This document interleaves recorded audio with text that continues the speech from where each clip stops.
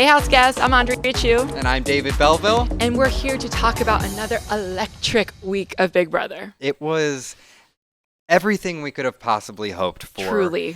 There were alliances broken, alliances made, friendships shattered, blindsides.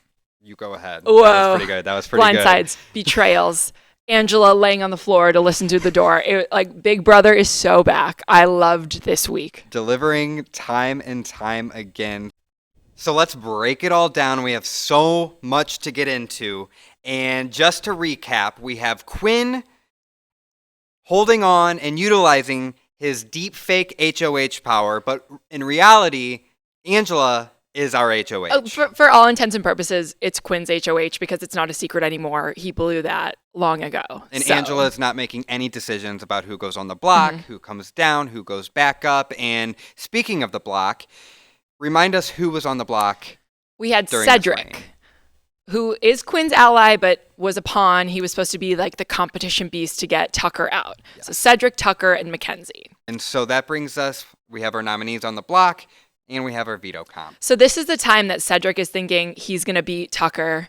I'm going to take myself off the block. Here we go. It was that really cool binary bridge veto competition. I loved it. It was an equalizer again. You didn't have to be super fast. It was more about memory, coordination, strategy. But they had to figure out the pattern of the bridge, like 1-2, 1-2. And speaking of 1-2, 1-2, it was Tucker, in my opinion, that was far and away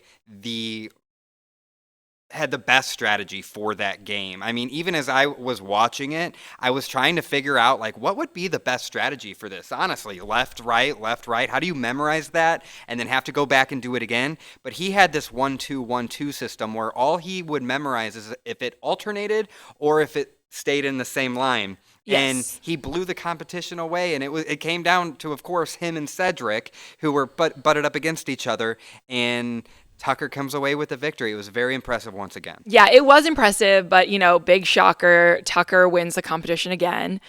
I don't know why it's not bothering me that he's winning all the competitions as opposed to last year when Jag was winning all the time. I was like, give it a rest. Where this time I'm like, let's go.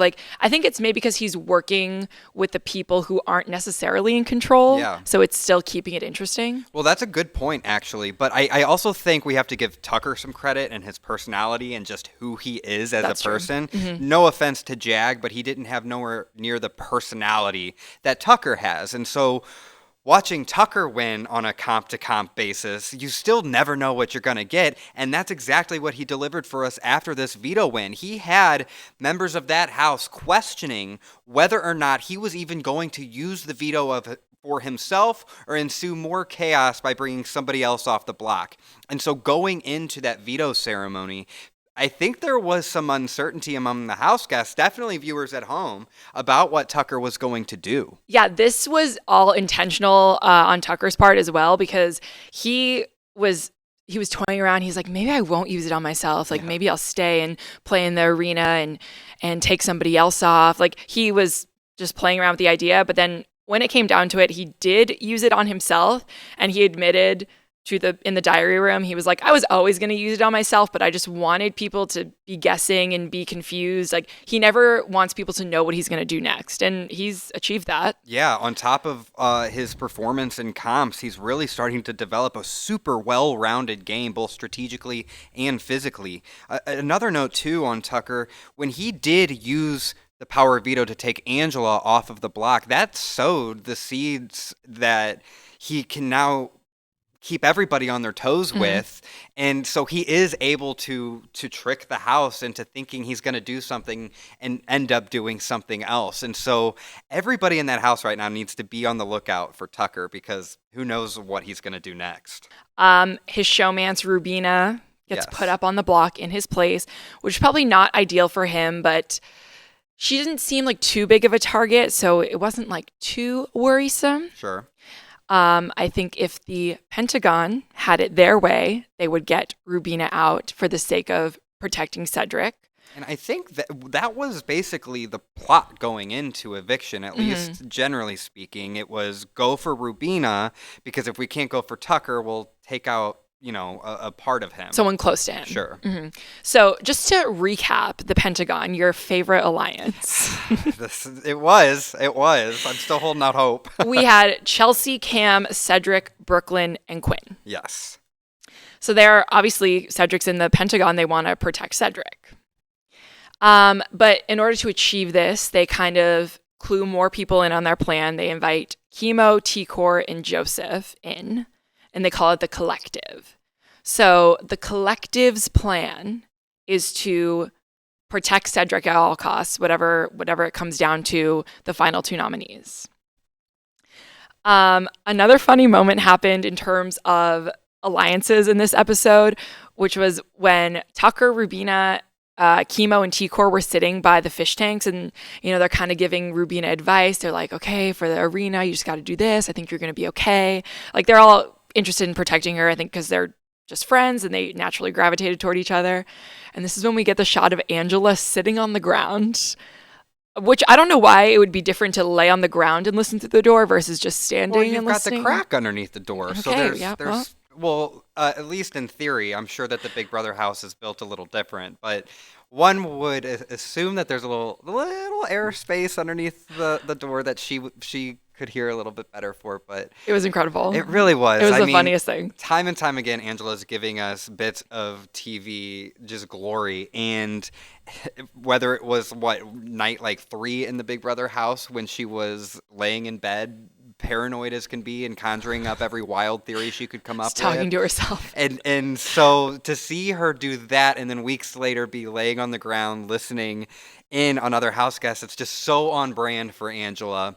But then she builds up the courage and she's like, no, I'm going to go out there and I'm going to make my place in this alliance. And so that's what she does. She walks outside. She walks up to the fish tank and...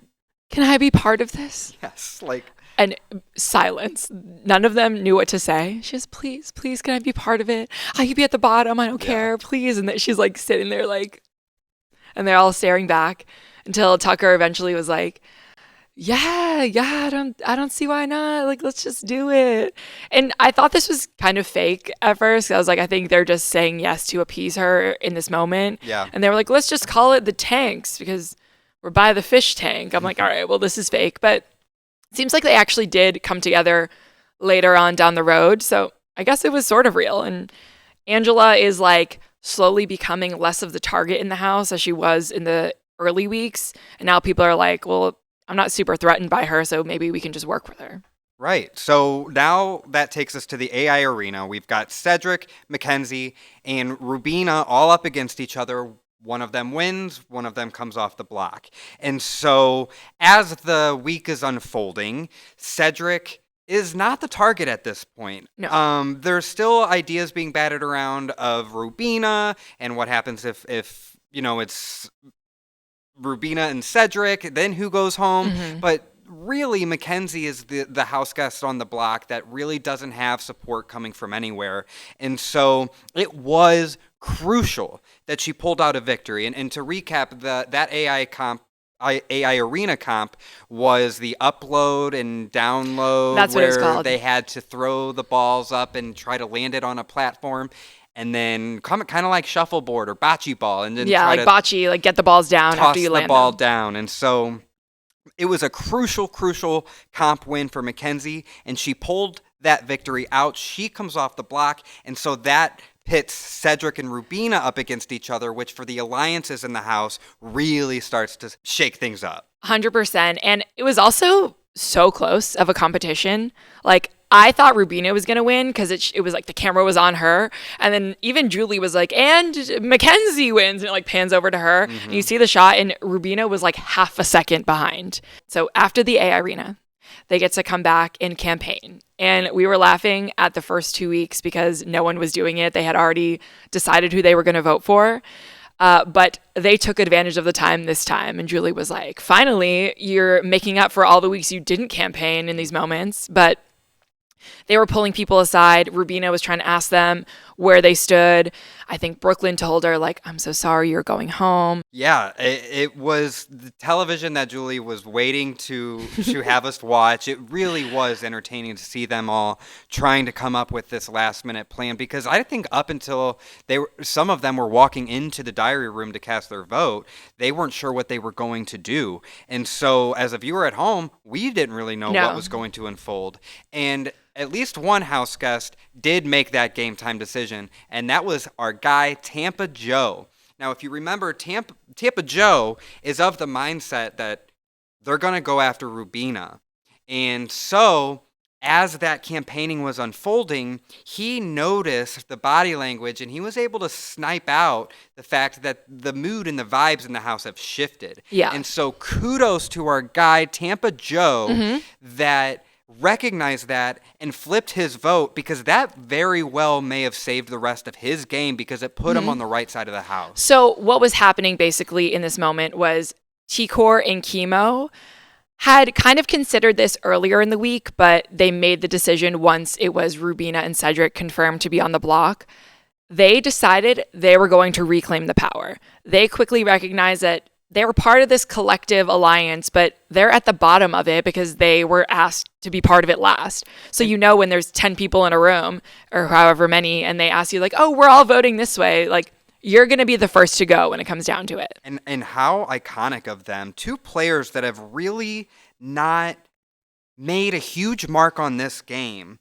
In the eyes of the house, and I think in the eyes of viewers at home, for them to recognize this opportunity and make such a big splash, they impressed the hell out of me and went way up on my rankings. Shot right to the top of my list. I'm so impressed with their gameplay. Now they're going to have to navigate a trickier environment, because they don't have the stability of an alliance anymore that they once had, and they're going to have to reform some of these relationships, even though it does appear that they're on the right side of the house. Yeah. Now it's about letting the dust settle and see what emerges. So T'Kor and Kimo decide to go against the Pentagon's plan, which was to keep Cedric and vote Rubina out. And they were like, it's actually better for us to keep Rubina here, because why would we protect Cedric when he has 10 other people on his list before us?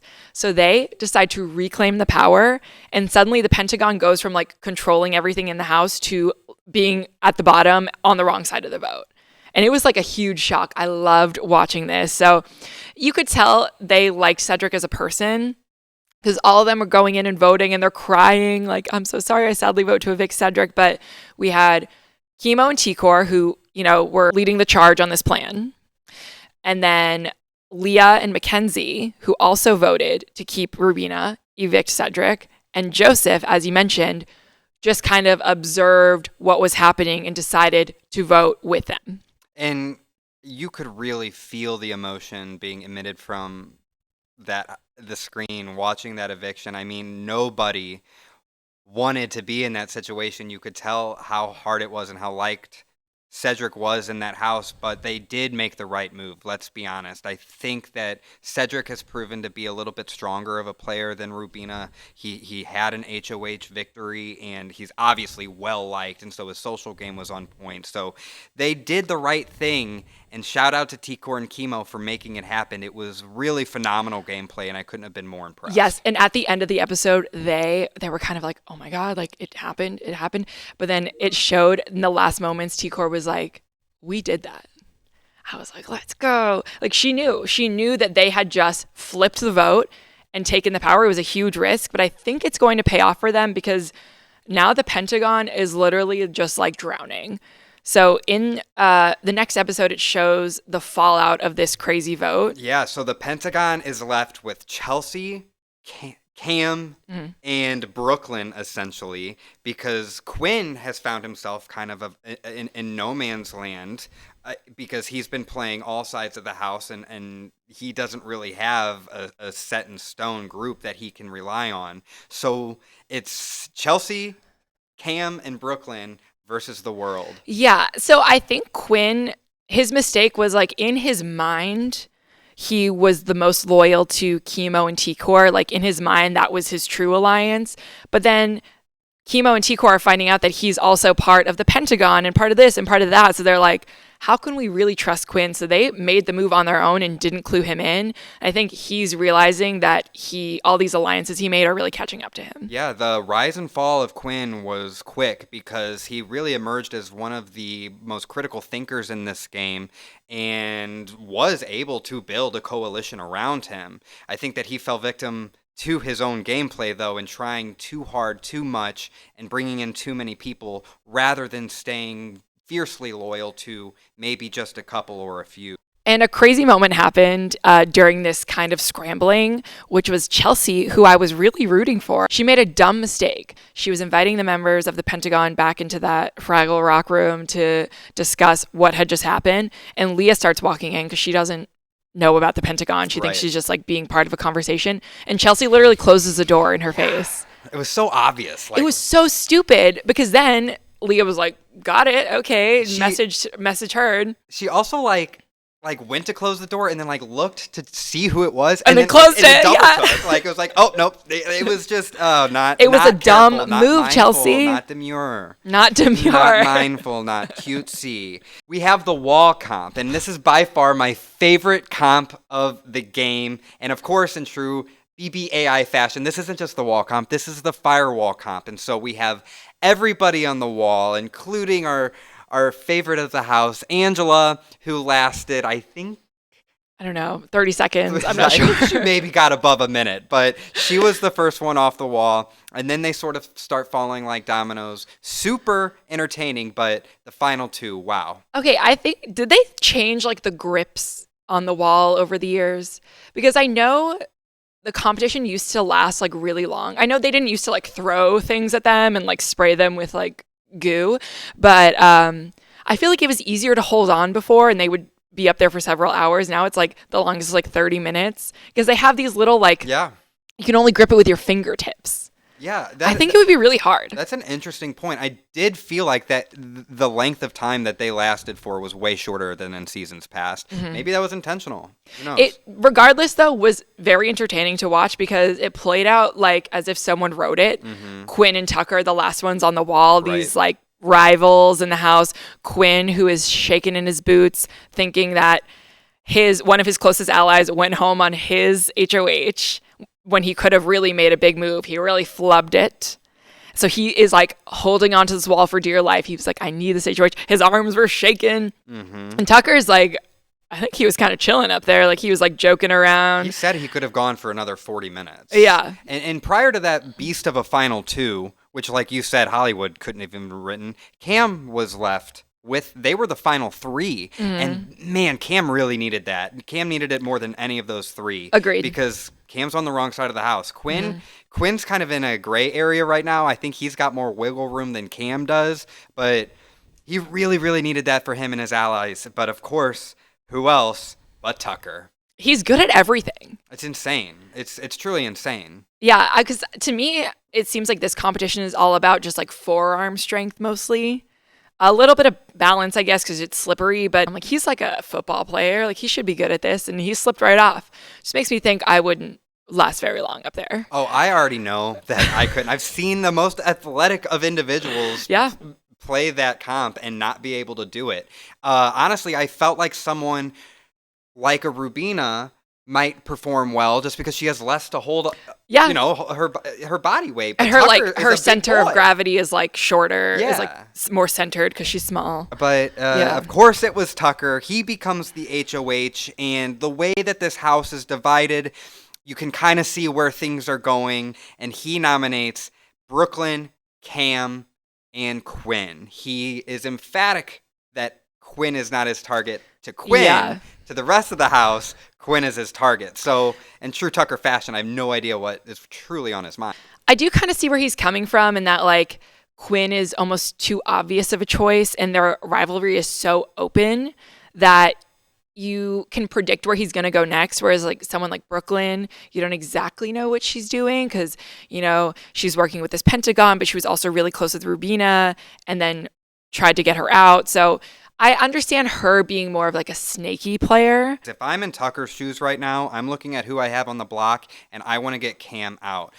if I'm Tucker, I have proven myself to be perhaps the best competitor in this game, and I want to eliminate as much competition as I possibly can. And so I do think that it would be smart on his part to try to go after Cam, although, again, it's anybody's guess. We obviously have the Veto, we have the AI arena, so where we are right now could be completely different by the end of the week. And we also have the AI instigator, which is a new twist that we don't really know what's going to happen yet. But I forgot about that. Yeah, it was America's vote. They got to pick a player to become the AI instigator, and they're going to shake up this house. I have a prediction. It's going to be either Tucker or Angela. I agree. Because without this power, they're still the AI instigators. Fan faves, yeah. So it'll be interesting to see how that impacts the gameplay in this house and Tucker's HOH. Yeah, and despite Tucker being this threat, this obvious threat for being just so good at competitions alone and strategy, he is surrounding himself with a lot of good people. So kind of the newest alliance to form was Tucker, Rubina, T'Kor, Kimo, Angela, shocker, she's included, and they brought Jospeh in. Smart. That's a smart move. And you need the number. Agreed. And he was already kind of voting with them, so Kimo was like, let's just include him. Yeah. But it's because Jospeh flipped his vote and decided to vote out Cedric that he had the opportunity to join that alliance. And so, I think T'Kor and Kimo win the week, but I think dark horse and underrated move was Joseph's vote this week. Yeah. Too. He's not getting blamed for flipping the vote, even though he also went against that collective. Yeah, it was genius, and he honestly shot up my rankings as well. It just was very astute and strategic. And so I guess that's where we leave it for now. Yeah, we got the 6th Avenue Alliance assembling for Tucker's HOH. And we'll see who actually goes home. It's all going to be talked about and broken down on our next episode. But in the meantime, feel free to leave your thoughts and comments down below. For Andrea Chu, I'm David Belville. Thank you for tuning in. We'll see you next time.